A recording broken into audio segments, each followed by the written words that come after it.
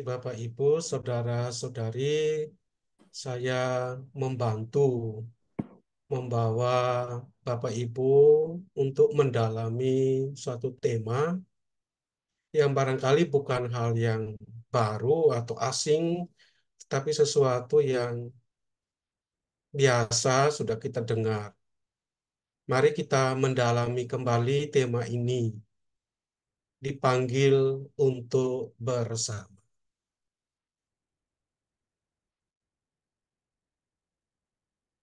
Dalam kitab Kejadian bab 2 ayat 18 itu yang mana seringkali dipakai kalau ada misa atau ibadat pernikahan selalu ada kutipan ini. Tuhan Allah berfirman, tidak baik kalau manusia itu seorang diri saja. Aku akan menjadikan penolong baginya yang sepadan dengan dia. Jadi ini kitab Kejadian ya, di mana manusia diciptakan. Mula-mula Adam. Tapi Allah melihat bahwa meskipun Adam itu hidup dalam kepenuhan, ya, Adam diberikan hak dan wewenang untuk menamai pada tumbuhan dan hewan, dan Adam hidup dalam kelimpahan rahmat Tuhan, ya, di Taman Eden. Tetapi ada satu hal yang Allah merasa melihat ada sesuatu yang kurang. Dan yang kurang itu adalah tidak adanya penolong, tidak ada teman yang sepadan. Zaman ini seringkali dihantui, terutama di wilayah Eropa itu, banyak orang tua ya yang punya anak, tetapi mereka hidup sendiri di apartemen. Teman Romo saya menseringkan bahwa di sana itu ada satu bentuk pelayanan di mana para pastor harus melayani para lansia yang hidup sendiri, hidup dalam sebuah apartemen yang sempit kecil dan yang selalu mengalami kesepian karena ya tidak ada teman, teman untuk bercerita, teman untuk bercanda, teman untuk melepaskan ya segala perasaan karena mereka tinggal sendirian. Jadi kesepian itu rupanya dilihat juga oleh Tuhan Allah. Tidak baik manusia hidup dalam sebuah kesepian.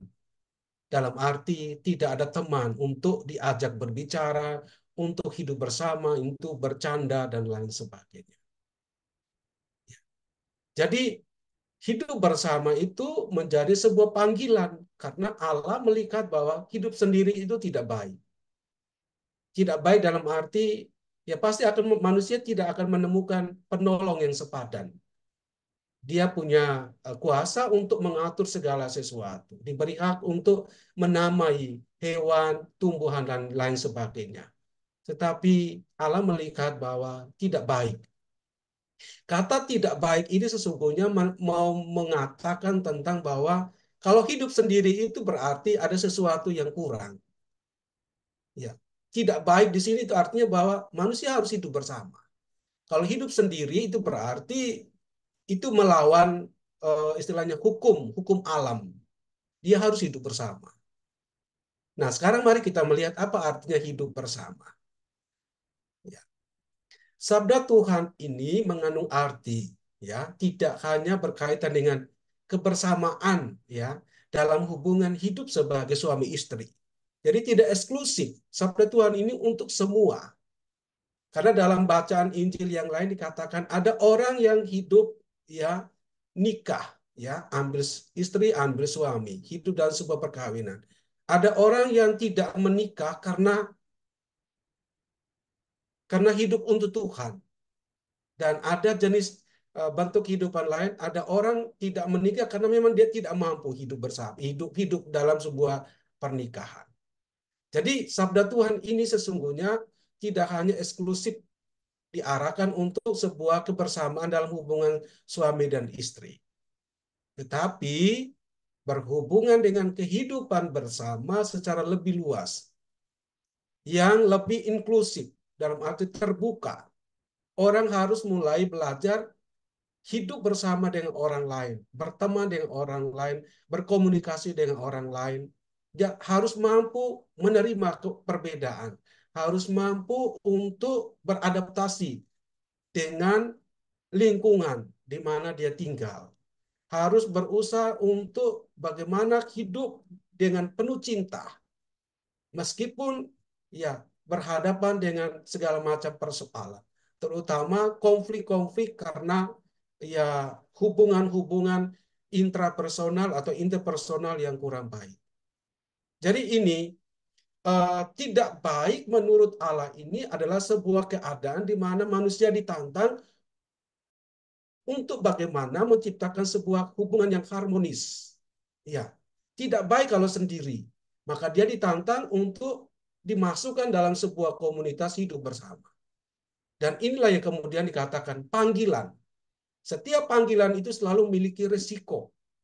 Artinya apa? Kita hidup bersama dengan orang lain bukan kemauan kita, tetapi sebuah panggilan supaya di sana kita hidup bersama dengan orang lain, dan dalam hidup bersama itu kita dipanggil untuk mencintai. Ya. Maka di sana orang harus perlu berada, menempatkan diri, berada tidak hanya eksklusif, tetapi harus terbuka, berada dalam lintas batas persaudaraan dan solidaritas yang universal. Jadi orang Katolik, orang Kristen dipanggil untuk bisa berteman dengan siapa saja. Ya.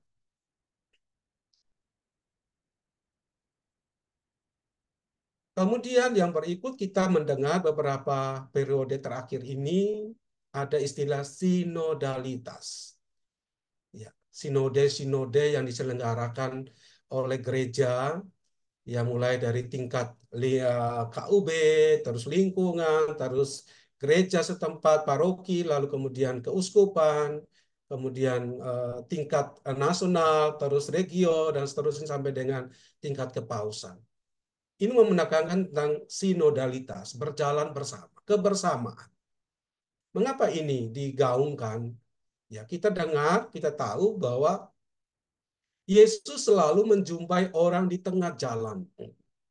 Kita tahu Yesus selalu masuk keluar kota, keluar desa. Dan dalam perjalanan masuk keluar desa itu dia menemui dan menjumpai banyak orang. Jadi dia melewati sekat batas daerah. Dan kita dengar juga di saat dia melewati sekat batas daerah itu dia menjumpai banyak orang-orang sakit, orang-orang kusta. Karena biasanya orang kusta itu berada di luar desa, diungsikan supaya orang lain tidak terjangkit. Dan Yesus menjumpai orang-orang kusta itu di lintas batas. Yesus berjumpa dengan seseorang di tengah jalan. Ya, selain dia bertemu dengan orang kusta, tapi Yesus juga bertemu dengan orang yang secara serius mau hidup sempurna. Ya. Pemuda itu bertanya, bagaimana syaratnya supaya saya menjadi lebih sempurna untuk mengikuti Engkau? Maka Yesus menjawab, jikalau engkau hendak sempurna, pergilah, jualah segala milikmu, dan berikanlah itu kepada orang-orang miskin. Maka engkau akan beroleh harta di sorga.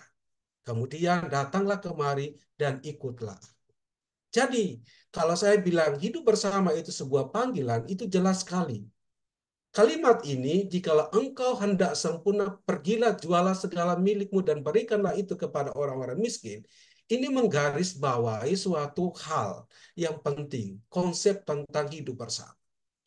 Orang baru dikatakan baik dan orang dikatakan sempurna dan bisa ya diikutkan dalam sebuah rombongan para pengikut murid Kristus jika dia hidup baik, peduli dengan orang lain, memperhatikan orang lain, atau hidup bersama secara baik dengan orang lain.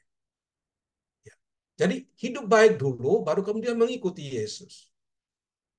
Jadi ini aspek manusia. Jadi tidak bisa orang istilahnya memisahkan hubungan dengan Yesus terpisah dengan hubungan dengan sesama. Dia harus beres dulu. Dia harus menunjukkan ya sinodalitasnya, kebersamaan yang hakiki dengan orang lain. Dan dalam kebersamaan itu dia pasti akan peduli dengan sesamanya. Dengan demikian dia akan bisa untuk selanjutnya membangun kehidupan yang lebih khusus mengikuti Yesus. Jadi ada dua sisi. Sisi manusia dengan manusia, sisi manusia dengan Tuhan. Jadi dua sisi ini tidak boleh dipisahkan. Hal ini berhubungan dengan aspek bersama dan bersendiri. Ya, bersama dalam hal ini ya bahwa pemuda itu mau bergabung bersama dengan para pengikut yang lain untuk menjadi pengikut Kristus. Bersama di sini artinya bahwa Yesus meminta kembali pemuda itu untuk kembali kepada himpunan banyak orang yang mana dia dituntut untuk peduli. Dan kemudian dengan demikian dia mampu bersendiri. Sendiri. Ya, individuasi seseorang baru dikatakan kuat, ya. Seseorang ya secara pribadi itu baru dikatakan kuat jika secara bersama itu baik. Nah, ini sebenarnya mau mengatakan demikian bahwa hidup bersama itu sebenarnya tidak memisahkan, tidak menghapus kesendirian. Justru kesendirian, individuasi seseorang itu akan dimatangkan dalam hidup bersama. Kesendirian seseorang teruji dalam kebersamaan. Pengujian ini baik supaya kesendirian dan kebersamaan terjadi bukan karena sebuah pelarian. Saya ambil contoh yang sangat sederhana. Kalau kita misalnya sendiri, ya kita mau bermeditasi, kita mau bertatap muka dengan Tuhan, kita mau berdoa secara khusus, kusuk dengan Tuhan, ya itu tidak bisa memisahkan kebersamaan relasi hubungan kita dengan sesama. Karena dalam perikop yang lain, Tuhan Yesus mengatakan, jika kamu mau datang berdoa kepada saya, datang menghadap altar. Kalau kamu ingat dengan saudaramu yang telah engkau sakiti, engkau harus tinggalkan altarmu, engkau harus berdamai dulu dengan sesamamu, baru datang kepada saya. Jadi ini sebenarnya mengatakan tentang apa yang saya katakan tadi. Kesendirian dan kebersamaan harus diuji. Orang baru bisa sendiri secara sehat jika kebersamaannya juga sehat. Supaya apa? Kesendiriannya itu bukan menjadi pelarian.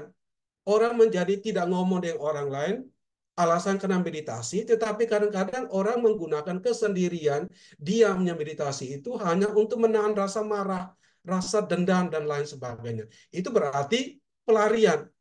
Atau dalam tradisi gereja monastik itu, ada pertapa-pertapa yang meninggalkan kehidupan bersama keluarga untuk menjadi pertapa. Dan seringkali yang diuji itu adalah bagaimana kehidupan bersamanya. Apakah kesendirian yang dia pilih untuk menjadi pertapa itu merupakan pelarian dari hidup bersama atau tidak. Jadi itu yang diuji.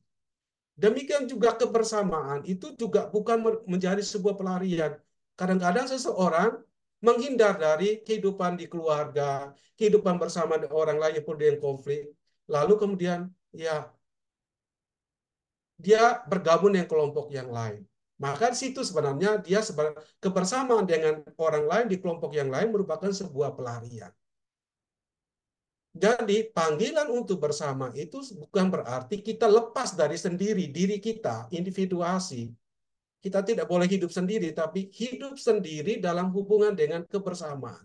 Hidup bersama harus sehat, hidup sendiri harus sehat. Supaya apa? Kesendirian kita itu tidak merupakan sebuah pelarian, dan kebersamaan kita dengan orang lain itu bukan merupakan sebuah pelarian dari diri kita. Barangkali kita takut dengan diri kita sendiri, kita mau menghibur diri kita sendiri untuk ya sekedar melupakan apa yang menjadi persoalan yang menghantui diri kita.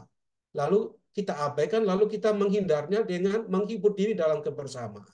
Nah, itu yang disebut dengan pelarian-pelarian. Jadi panggilan untuk hidup bersama sama dengan kita harus menata kemanusiaan kita dan juga relasi kita dengan sesama dan relasi kita dengan Tuhan. Dua sisi yang selalu berpijak pada tumpuan landasan yang sama. Baik, sekarang kita coba memahami apa yang saya katakan tadi menurut pengalaman Musa. diambil dari kitab Keluaran bab 2 ayat 5 sampai dengan 10. Maka datanglah putri Firaun untuk mandi di sungai Nil. Sedang dayang-dayangnya berjalan-jalan di tepi sungai Nil. Lalu terlihatlah olehnya peti yang di tengah-tengah teberau itu, maka disuruhnya hambanya perempuan untuk mengambilnya. Ketika dibukanya, dilihatnya bayi itu, dan tampaklah anak itu menangis. Sehingga belas kasihanlah ia kepadanya dan berkata, tentulah ini bayi orang Ibrani. Lalu bertanyalah kakak anak itu kepada putri Firaun, akan kupanggilkah bagi Tuhan putri seorang inang penyusu dari perempuan Ibrani untuk menyusukan bayi itu bagi Tuhan putri? Sahut putri Firaun kepadanya, baiklah.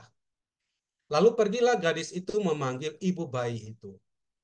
Maka berkatalah putri Firaun kepada ibu itu, bawalah bayi ini dan susukanlah dia bagimu, maka aku akan memberi upah kepadamu. Kemudian perempuan itu mengambil bayi itu dan menyusuinya.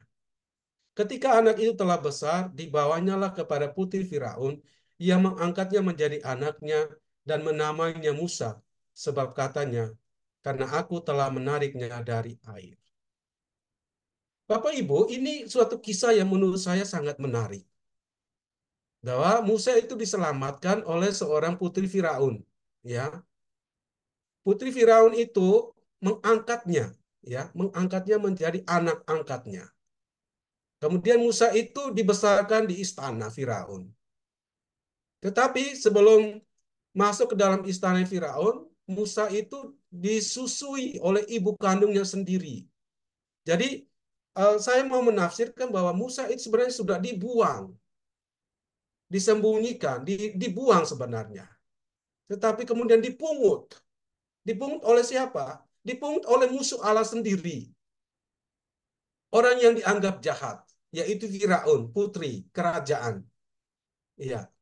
Jadi ibu dari Musa ini ya memasukkan Musa dalam satu keranjang, lalu bukan membuangnya, menyembunyikannya di Sungai Nil itu. Kemudian putri itu menemukannya. Lalu karena belas kasihan, Musa dibawa, kemudian dicarikan ya indungnya, induk penyusunya.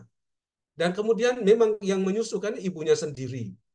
Yang menawarkan eh, siapa yang akan menyusu adalah kakaknya dari Musa itu sendiri.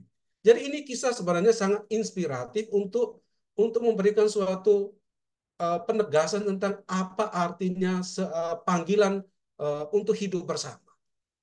Ternyata yang dianggap musuh Tuhan, yang dianggap itu sebagai pembenci bangsa Israel, orang Ibrani itu, ya memiliki hati sebagai seorang perempuan yang menaruh belas kasihan kepada seorang anak kecil.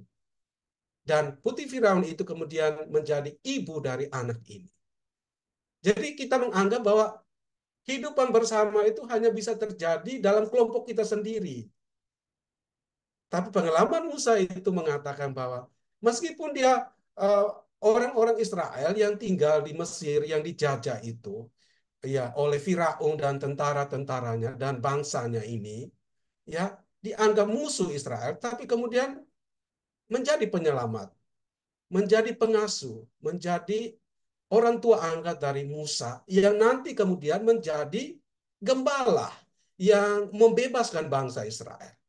Jadi Musa sebenarnya sudah mati, dihidupkan kembali, dibesarkan di istana, lalu kemudian ya Musa kemudian menjadi pahlawan bagi bangsanya sendiri. Jadi ini sungguh luar biasa. Jadi keluar dari kebersamaan, ditarik masuk ke dalam kebersamaan melalui lintas batas, ya dalam sekat-sekat itu, kemudian dari dalam itu kemudian Musa dipanggil untuk membebaskan.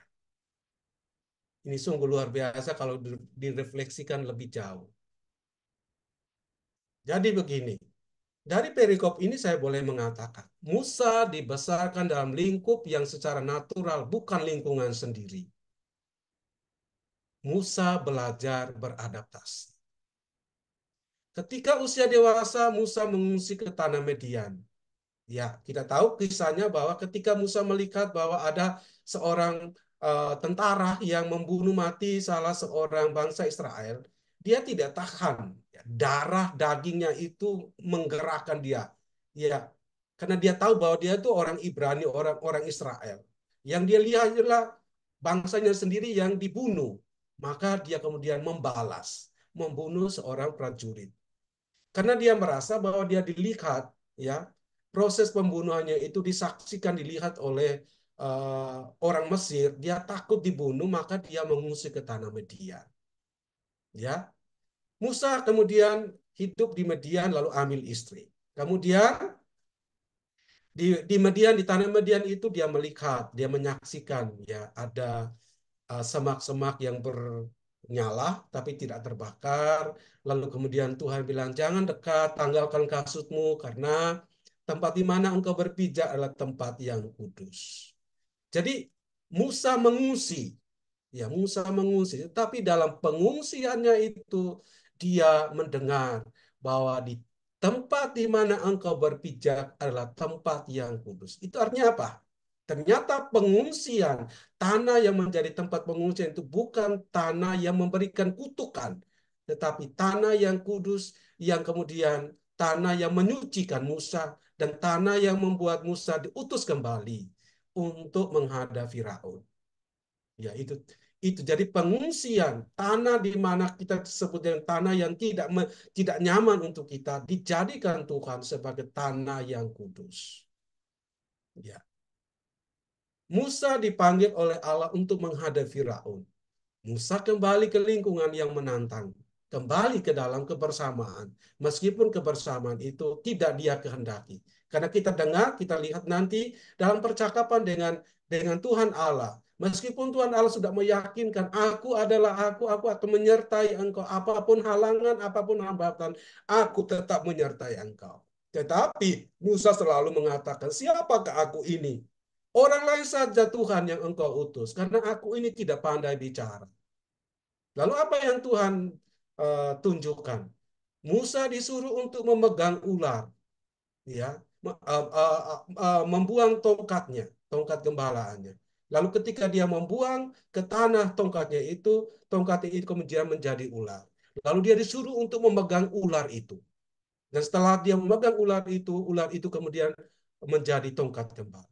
Ingat, memegang ular itu sama dengan memegang, ya, sebuah proses mematikan diri sendiri. Tapi Tuhan melatih Musa untuk berani masuk ke dalam kehidupan bersama.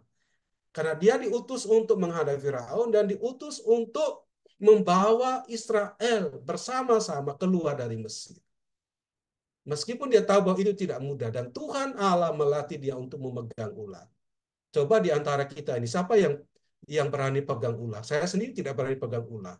Tapi Musa dilatih oleh Tuhan untuk memegang ular. Tongkat gembalaannya kemudian menjadi ular. Ular kemudian kembali menjadi tongkat. Kemudian Musa disuruh untuk menyentuh tangannya, mengeluarkan tangannya. Ketika dia mengeluarkan tangannya, tangannya kemudian serta-merta menjadi kusta. Ingat, orang yang sakit kusta itu orang yang hina.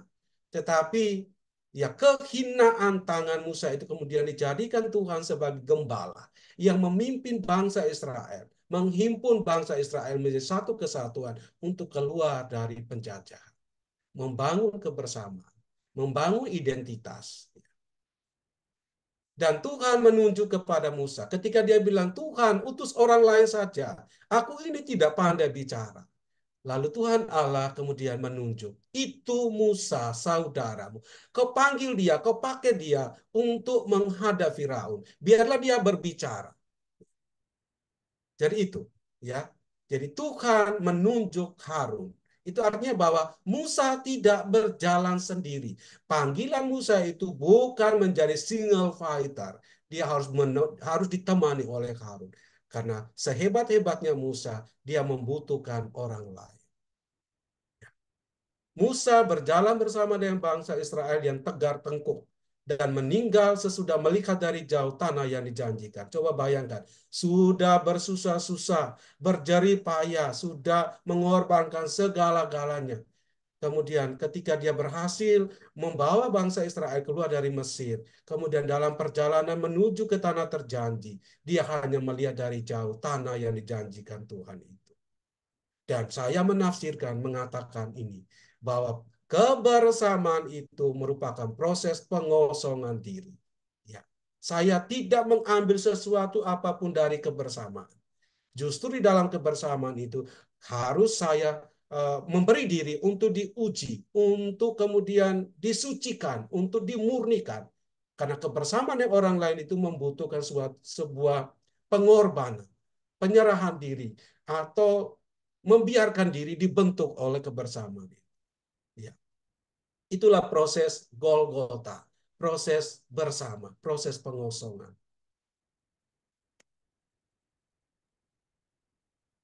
Sekarang kita coba untuk lebih mengerucut ya bagaimana bersama.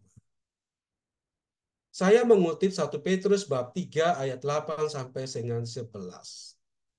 Dan akhirnya hendaklah kamu semua seia sekata, seperasaan, mengasihi saudara-saudara, penyayang dan rendah hati, dan janganlah membalas kejahatan dengan kejahatan atau caci maki dengan caci maki, tetapi sebaliknya hendaklah kamu memberkati, karena untuk itulah kamu dipanggil, yaitu untuk memperoleh berkat.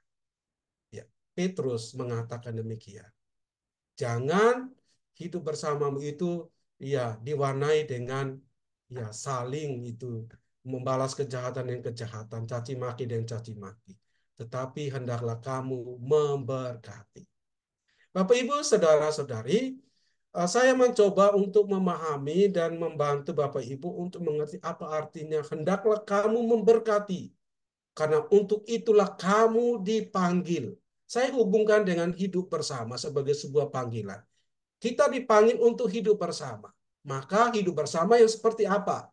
Jawabannya adalah agar kita memberi berkat. Ya. Jadi kehidupan bersama dengan orang lain itu, kalau dikatakan sebuah panggilan, jika kita dalam hidup bersama itu, kita saling memberkati.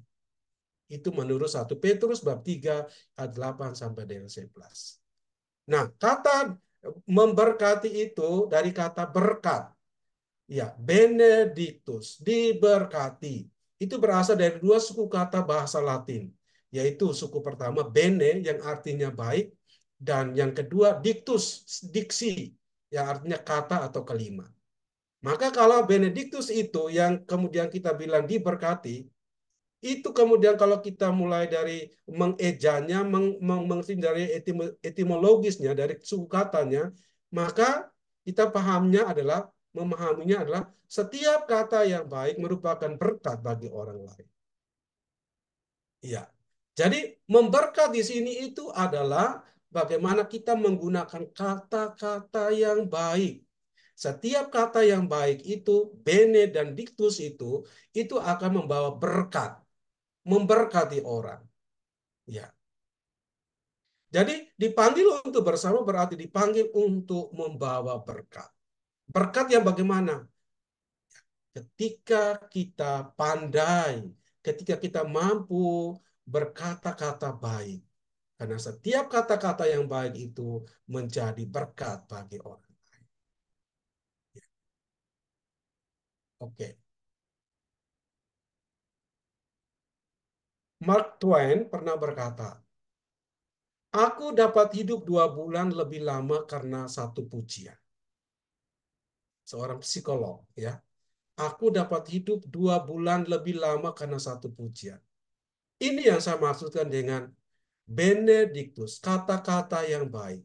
Setiap kata-kata yang baik yang kita sampaikan, misalnya kalau suami memanggil istrinya sayang, I love you, atau kepada anaknya, sayang, kenapa kamu, dengan suara yang lembut, yang ramah. Kata-kata itu menjadi sebuah berkat. Karena Mark Twain mengatakan, iya, Ketika orang mendengarkan kata-kata kita yang lembut, kata-kata yang mengandung pujian, orang itu akan hidup lebih lama. Dan lamanya itu 2 bulan. Coba, satu kata saja 2 bulan. Apalagi berkali-kali kita mengatakan hal yang baik itu. Ya. Apa inspirasinya? Perikop mana yang menginspirasi Mark Twain ini? Ya, kita lihat percakapan Yesus dengan perempuan Samaria di sumur Yakub. Yesus tidak seperti orang-orang yang hidup di sekitar perempuan Samaria itu. Orang perempuan Samaria itu datang ke sumur Yakub menimba air itu pada siang hari. Kenapa? Dia takut dikata-katain oleh orang sekitarnya sebagai perempuan atau pelacur. Perempuan tidak baik. Jadi dia menghindar, maka dia datang pada siang hari. Kenapa pada siang hari orang sibuk bekerja? Orang biasanya ambil air pada pagi hari dan menjelang malam. Dia mengambilnya pada siang hari. Tetapi pada siang hari itu dia justru bertemu dengan Tuhan Yesus dan dia bercakap-cakap dengan Tuhan Yesus itu. Kata-kata Yesus ini, aku inilah air hidup itu menguatkan dia, memanggil dia untuk diterima kembali dalam hidup bersama. Kenapa? Ketika dia setelah diteguhkan oleh Tuhan, setelah dia mengatakan bahwa Tuhan itu yang sedang bercakap-cakap dengan dia itu adalah Tuhan Yesus, dia kemudian menyampaikan itu kepada orang-orang lain. Jadi kata-kata Tuhan Yesus itu membawa kembali dia ke dalam hidup bersama dengan orang lain. Lalu orang lain itu diajak olehnya untuk berjumpa dengan Yesus. Jadi ini sebuah kata-kata yang membangun, membuat orang itu tidak keluar dari kebersamaan. Ya, meskipun orang itu tidak diterima karena kesalahan, dosa dan sebagainya, tapi kata-kata Yesus itu ya membuat orang diterima kembali dalam hidup bersama. Ya, ini yang Yesus lakukan. Demikian juga kisah Yesus yang memanggil Maria Magdalena dengan namanya. Mula-mula dia memanggil ibu, tetapi ketika Yesus memanggil Maria, maka Maria memalingkan diri dan lalu kemudian Rabuni, guru. Jadi ini suatu kata-kata yang membuat Maria yang sedang menangis itu kemudian melihat, dikuatkan dan seterusnya. Jadi hanya dengan Maria. Ya. Saya punya pengalaman kalau saya pulang kampung, orang tidak memanggil saya Romo Karon, tapi mereka memanggil saya itu dengan sapaan yang khas dari kampung saya, yaitu emak. Jadi kata itu tuh bagi saya tuh kan saya tipenya orang yang memiliki apa istilahnya bahasa cinta primer saya itu adalah bahasa kata-kata. Jadi kalau orang berkata-kata baik dengan saya itu lebih tergerak, lebih merasa dicintai. Kalau orang memberi sesuatu, saya tidak merasa bahwa saya dicintai. Saya lebih lebih merasa dicintai kalau saya disapa dengan lembut, dipanggil dengan lembut dan seterusnya. Dan saya memiliki pengalaman itu, bahwa kata-kata orang yang lembut, sapaan orang yang halus itu bisa membuat orang semakin kuat dalam perjalanan hidup, meskipun dia mengalami kesusahan dan sebagainya. Ya, ya, itu pengalaman ya Yesus dan bersama dengan perempuan Samaria dan Maria Magdalena. Jadi kata-kata yang dipakai oleh Yesus sungguh mengubah perempuan Samaria itu. Dari yang berdosa, bertobat, lalu membawa semua orang untuk masuk dalam sebuah kelompok orang yang menyaksikan, melihat itu Tuhan. Ya. Demikian juga pengalaman Maria Magdalena. Ya. Dan hanya memanggil namanya, dia sadar bahwa yang memanggil dia itu adalah Yesus. Jadi kata-kata itu menjadi berkat. Ya. Kata-kata itu menjadi berkat ketika kita menggunakannya sebagai sebuah pujian atau tidak membuat orang tersinggung dan lain sebagainya. Lalu membangun orang, menyemangati orang dan menerima ya segala kehidupan dalam bentuk yang hidup bersama itu. Dalam Amsal bab 18 ayat 21, ya dikatakan hidup dan mati dikuasai oleh lidah. Siapa suka menggemakannya akan memakan buahnya. Ya, jadi hati-hati menggunakan lidah. Ya. Kekhawatiran dalam hati membungkukkan orang, tetapi perkataan yang baik menggembirakan dia. Itu kata Amsal 12 ayat 25. Baik, sekarang kita coba, saya merasa masih punya waktu, beberapa hal yang barangkali untuk lebih mengerucut lagi dalam pengalaman hidup kita sehari-hari. Ya, pertama pola kata komunikasi dalam hidup bersama. Kita dipanggil untuk bersama. Bersama yang seperti apa? Jawabannya adalah bagaimana terletak di dalam bagaimana kita menggunakan kata-kata kita. Sekarang, kalau kita salah menggunakan kata-kata kita dalam berkomunikasi, maka apa yang terjadi? Pertama, akan terjadi eskalasi. Apa itu eskalasi? Eskalasi itu ditandai dengan pertama, seseorang mengatakan sesuatu yang negatif, ya. Misalnya teman ya dalam sebuah kelompok, dia mengatakan sesuatu yang negatif, yang kurang berkenan di hati kita. Lalu Anda atau kita balas dengan sesuatu yang negatif. Maka terjadi eskalasi. Ya, emosinya semakin meningkat. Seperti kita naik eskalator itu, semakin naik, semakin naik. Kenapa? Yang satu bukan untuk ngerem, tapi menambah, maka naik terus emosinya. Ini disebut dengan eskalasi. Mengapa terjadi eskalasi? Karena kita salah menggunakan kata. Kata yang negatif, kata yang tidak membawa berkat. Ya, kalau sudah terjadi eskalasi, maka kemudian Anda masuk dalam pertempuran yang makin hebat. Saling balas dengan komentar negatif akan menambah kemarahan dan frustrasi. Kita menjadi ingin bertahan, membalas dan menyerang dengan senjata yang paling tajam. Kita ingat kisah tentang Yesus yang ditangkap. Ketika Petrus menghunus pedang, ya memotong telinga hamba Imam Agung itu, Yesus bilang, sarungkanlah pedangmu. Jangan menggunakan kekuatan, kekerasan kata-kata untuk melawan orang lain. Karena itu tidak akan membangun kebersamaan. Ya. Kita mengeluarkan kata buruk tanpa berpikir bahwa kita bermaksud jahat. Ya. Komentar buruk itu mengancam, melecehkan, menyakiti. Ya, seringkali ini tidak mencerminkan yang sebenarnya kita rasakan. Komentar yang sudah diucapkan tidak dapat ditarik kembali. Kepercayaan seseorang kepada kita hancur.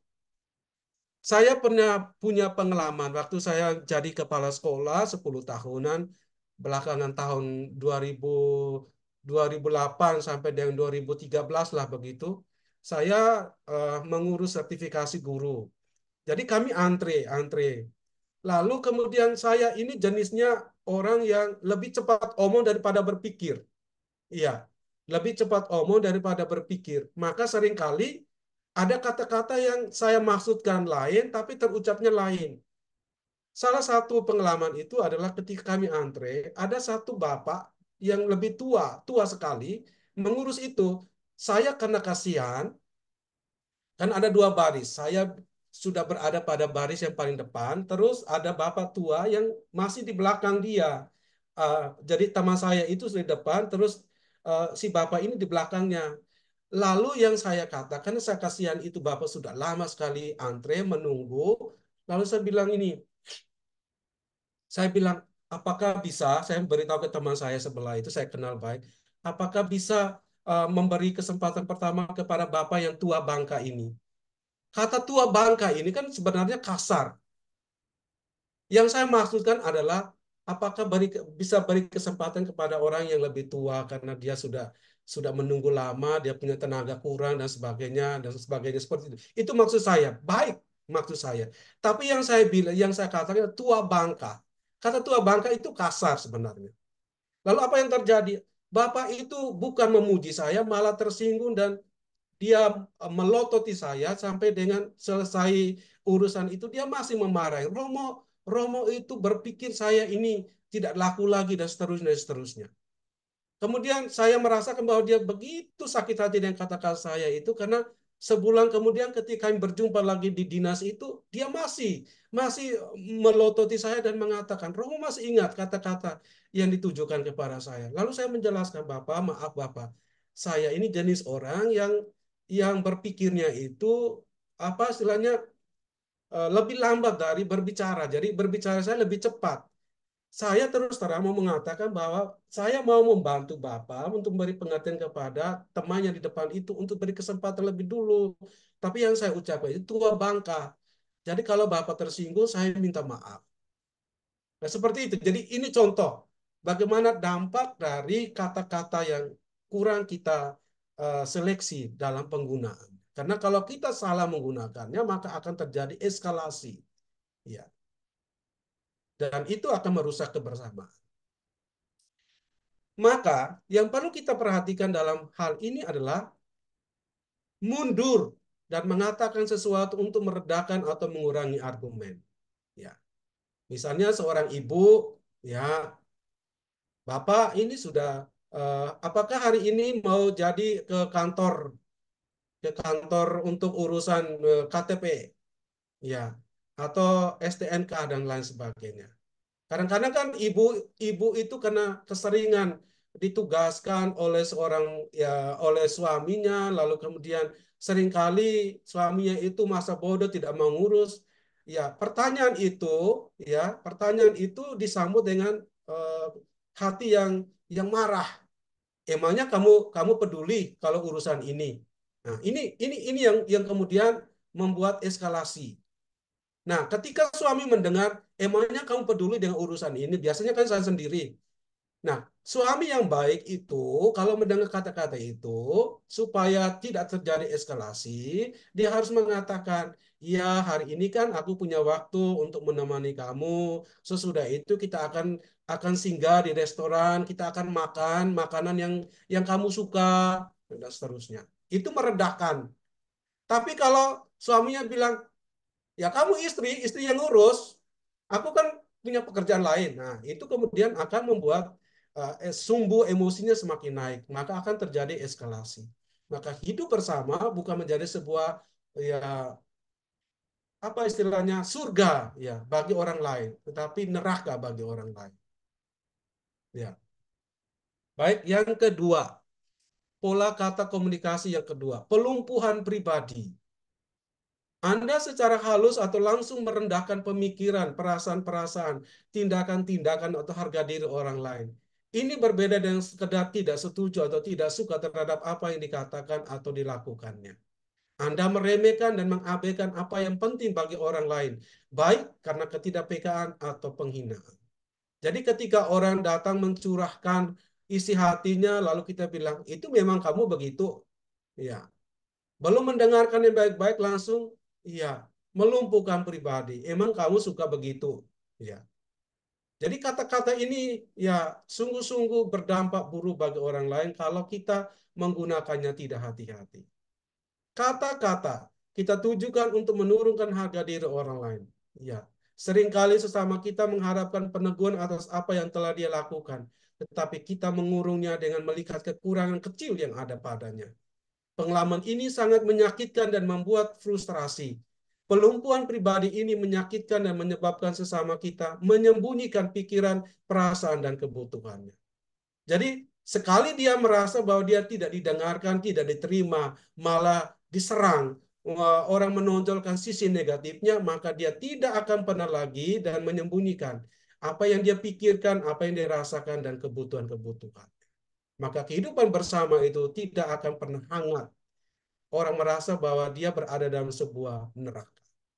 Santa Teresia kecil, Santa Teresia Lisu mengatakan bahwa kehidupan dalam biara Karmel itu seperti berada di padang gurun. Coba bayangkan, dalam biara saja dia mengatakan berada di padang gurun. Kenapa? Membutuhkan sebuah perjuangan yang luar biasa. Kenapa?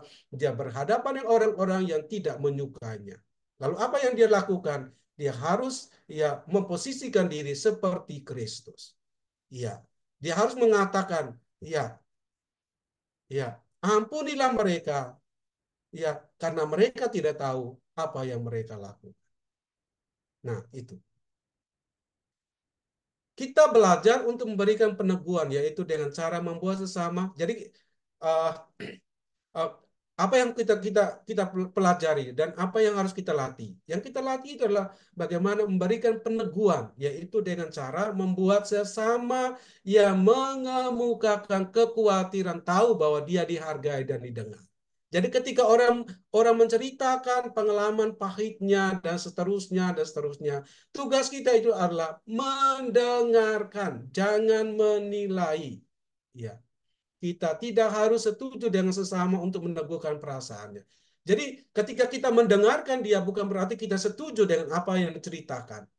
Ya, bukan berarti kita setuju, kita membenarkan apa yang dikatakan.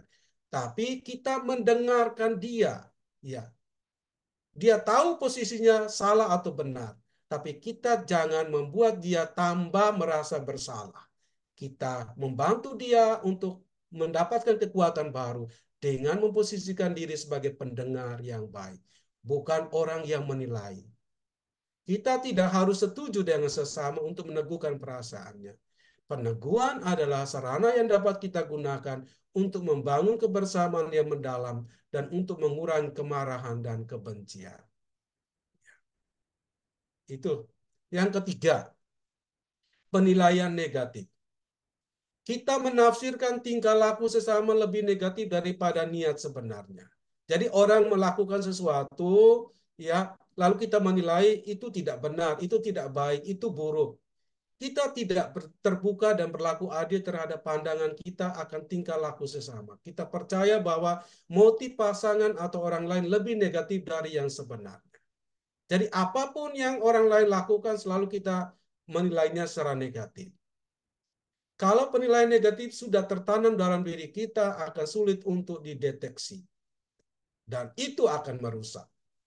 Sesama kita tak berdaya menghadapi ketidakadilan. Berlawanan dengan apa yang dia inginkan, katakan atau lakukan. Kita mungkin membuat sesama frustrasi.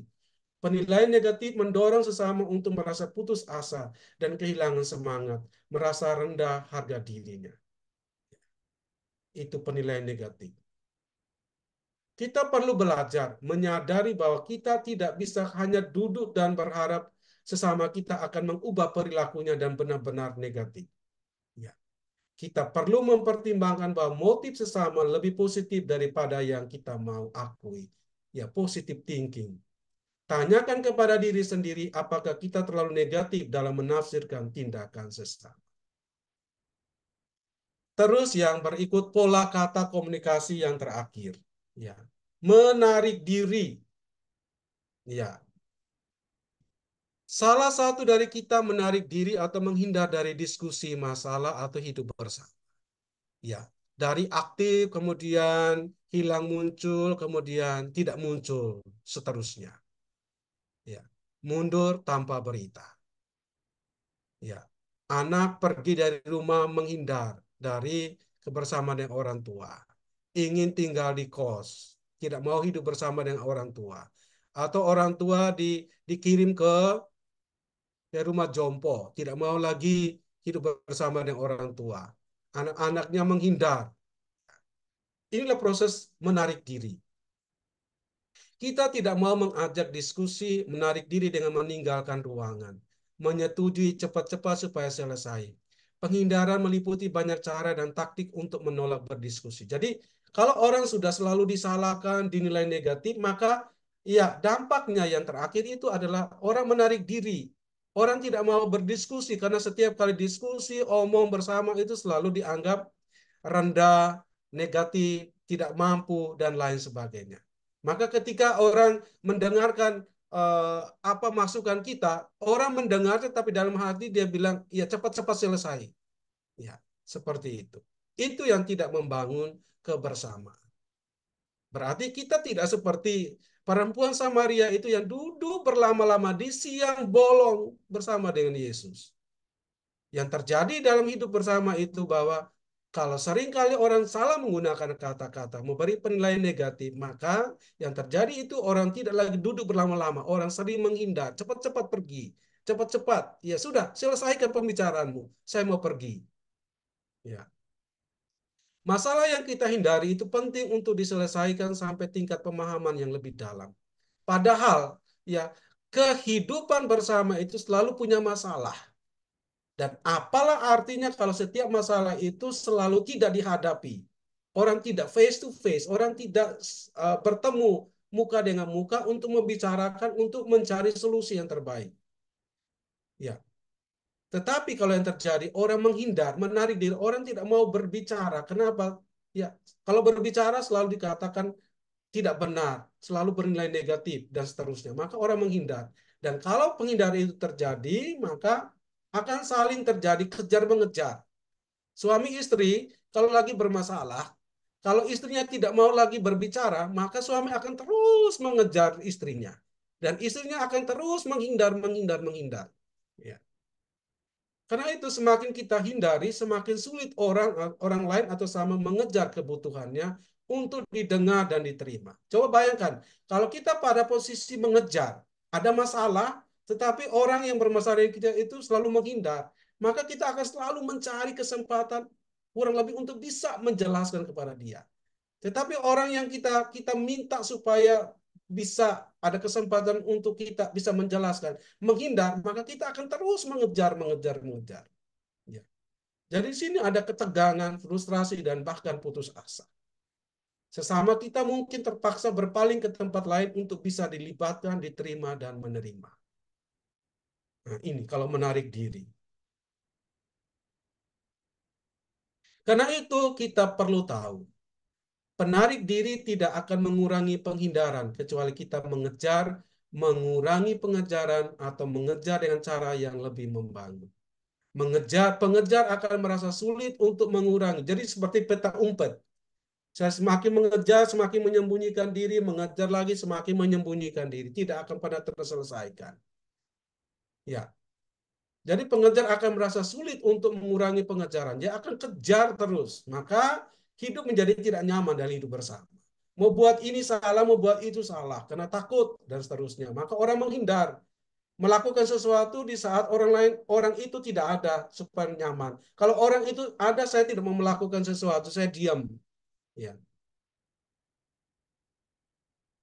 Karena itu, ya, selesaikanlah konfrontasi dalam hidup bersama. Konfrontasi itu terjadi jika kita menjadi pendengar yang baik. Pendengar yang baik. Yang menyelesaikan masalah itu dengan hati yang dingin. Sadarilah bahwa kita tidak bebas mandiri, tetapi ada saling ketergantungan. Tindakan kita akan menimbulkan reaksi dari sesama. Begitu juga sebaliknya. Baik Bapak Ibu, apa yang saya bawakan ini memang sebuah kajian biblis psikologis ya. Pendasarannya jelas bahwa kita dipanggil untuk hidup bersama. Tetapi bagaimana membangun hidup bersama, kita masuk wilayah psikologi manusia. Karena apa? Kita tidak hidup mengawang-awang.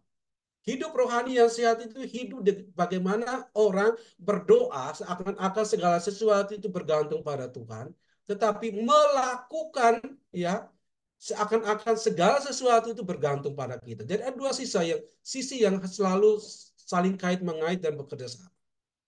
Jadi hidup rohani tidak bisa dipisahkan dari hidup ya nyata setiap hari bersama dengan orang lain. Jadi kalau hari ini kita mendengar dipanggil untuk hidup bersama, itu berarti kita membangun sebuah intimitas hidup bersama yang Kristiani. Allah memanggil kita untuk hidup bersama. Allah menghendaki kita untuk menjadi saluran keselamatan bagi banyak orang. Nah, caranya bagaimana? Kita masuk di dalam wilayah psikologi. Bagaimana membangun manusia dengan manusia. Mengomunikasikan diri karena yang berkomunikasi itu manusia, maka kita harus masuk dalam wilayah hubungan relasi yang sehat manusia dengan manusia. Maka saya melihat satu hal yang seringkali menimbulkan banyak persoalan adalah kata, bahasa yang kita pakai. Itu dulu. Karena ini kita dibatasi oleh waktu, maka saya membatasi pada hal bagaimana menggunakan kata. Benedictus, kata yang baik. Setiap kata yang baik yang kita pakai, itu akan membangun sebuah kebersamaan. Karena akan membawa berkat bagi orang lain. Setiap kata yang baik selalu memberi dampak, membangun kebersamaan. Demikian renungan saya malam hari ini, kurang dan lebih dimohonkan maaf. Saya kembalikan